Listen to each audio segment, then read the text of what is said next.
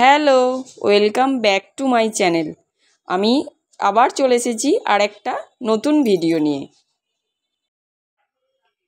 আজকে আবারও ভেবেছি যে বড়মশাইকে একটু খাটিয়ে নেব। ওরা আজকে চিকেন খাবে বলছিল, তাই বলেছি যে চিকেনটা তুমিই করো। ও যদিও মাঝে মাঝে করে, প্রায়ই করে, তো আজকেও বলেছি করতে। তো কেমন করে কি করছে একটুখানি তোমাদের সাথে শেয়ার করি ভাবলাম।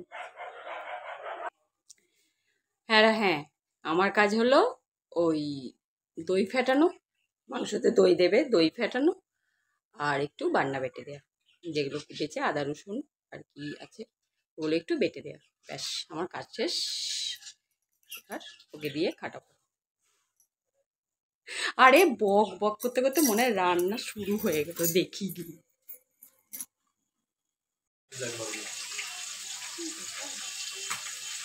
এই যে এগুলো ভাজা হয়ে গেছে, আর আরো আরো তিনটে।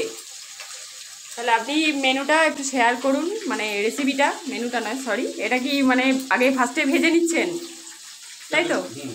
আগে এগুলো ভালো করে ভেজে নিলেন, ঠিক আছে, তারপর মশলা মাখিয়ে করবেন। হালকা তেলে ভাজা থাকলে মাংসগুলো ছেড়ে যায় না, দেওয়ার সময় অনেক সময় খুলে যায়। আচ্ছা, লেগ পিস থেকে ওইগুলো পড়ে যাবে না, অনেক টাটকা থাকবে।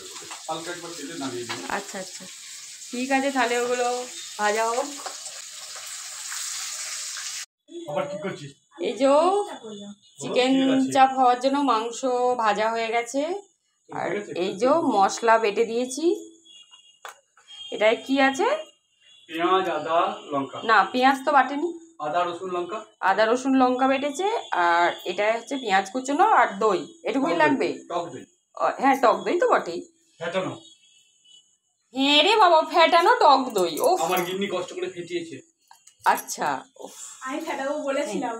চুপ কর, আমি করেছি, এই যে প্রমাণ আমি করেছি।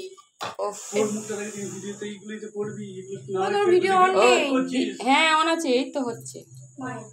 দিয়ে তোমার কি বললাম তো হচ্ছে। বল এবার কি কি মশলা দিলেন আপনি? 1 চামচ হলুদ গুঁড়ো, 1 চামচ জিরে গুঁড়ো, 1/2 চামচ ধনে গুঁড়ো, আচ্ছা কাশ্মীরি লঙ্কার গুঁড়ো 1/2 চামচ, এমনি লঙ্কা গুঁড়ো যদি ঝাল কারো খেতে ইচ্ছা হয় তাহলে আমি দিয়েছি, আমার ঝাল লাগবে তার জন্য আমি 1/2 চামচ দিয়েছি। যেহেতু কাঁচা লঙ্কা বাটা আছে তাই 1/2 চামচ একটুখানি। আর গরম মশলা 1 চামচ, ঘরে বাটা রেডি গরম মশলা, সেগুলো করেছি 1 চামচ। আর এতে এখন দেওয়া হবে জল। দিয়ে মাংসগুলো দিয়ে দিলে তাই তো? দই দিলাম, দই দেওয়ার পর একটুখানি নাড়িয়ে নিয়ে মাংসগুলো দিয়ে একটু জল দিয়ে ওই চাপা দিয়ে চাপাটা দিয়ে চাপাটা খোঁজ তো তোমরা দিয়ে দাও। ব্যাস, এবার এটা কি হবে, ফুটলে মাখা মাখা হয়ে গেলে হয়ে যাবে তাই তো?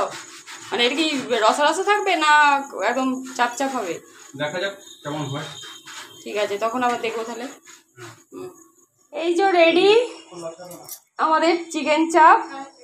তো এবার ওটাকে সার্ভ করা হবে, কিন্তু কেমন খেতে সেটা আমি বলতে পারবো না, আমি যেহেতু টেস্ট করবো না। এসো এসো, সাজিয়ে নাও সাজিয়ে নাও সাজিয়ে নাও। এগো সাজিয়ে তো আবার হাত দেবে না, তাহলে পুশ করে দাও। এই যে একদম রেডি আমার বড়মশাইয়ের হাতের চিকেন চাপ রেসিপি। কেমন হয়েছে সেটা ওরাই বলতে পারবে, ওরা খাবে, আমি তো খাবো না, যেহেতু শ্রাবণ মাস চলছে তার জন্য আমার সারা মাসটা নিরামিষ। তো তোমাদেরও রেসিপিটা কেমন লাগলো সেটাও কমেন্টসে জানাবে। ব্যাস এটুকুই।